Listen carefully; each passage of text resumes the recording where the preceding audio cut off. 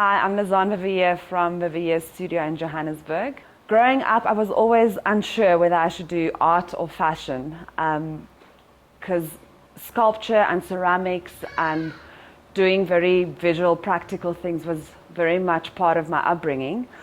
But, growing up in a family of engineers who all said, how are you going to make a living and how are you going to have a business, kind of led me to do something that's more practical in a way that you create a product. So it ended up becoming fashion, which is now fashion with a touch of art. What I really love about having my own company is the fact that I could merge the world of fashion and the world of art into one thing that makes sense in my mind. And I think by creating a brand like Viviers, we're really building a world, and that world is an extension of who you are. But it's definitely emotional, like where we are at the moment in the world. I think everyone is emotional about thinking of where are we as humanity, where are we going, how does that fit into your personal environment. We're very seasonless in a way. We very much build wardrobes. So yes, there's always a new concept, like 2 or 3 times a year that we explore, but it's more like when you do an art exhibition, it's not like it needs to happen at an exact point in time. It's more how we as a team feel like flowing.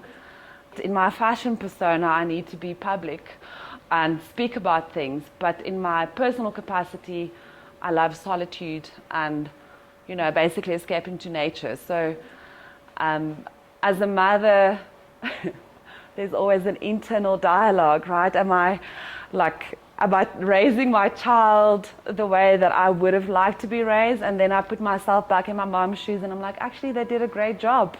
But at the time, I thought it was so disciplined and so strict.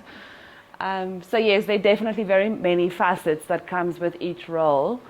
But I'd like to think that there's a little golden thread that still connects the versions of me.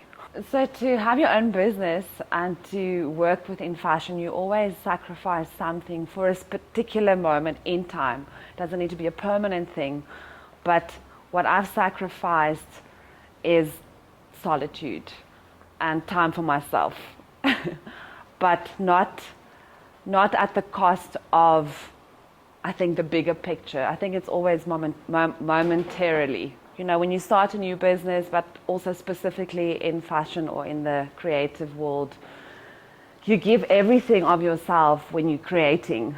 And sometimes we forget to have those boundaries where you need to actually, recharge and to find that moment to, ground yourself again so that you can actually creatively give birth to more. In the studio, we run every day. We're running. Sometimes out of time, sometimes ahead of time.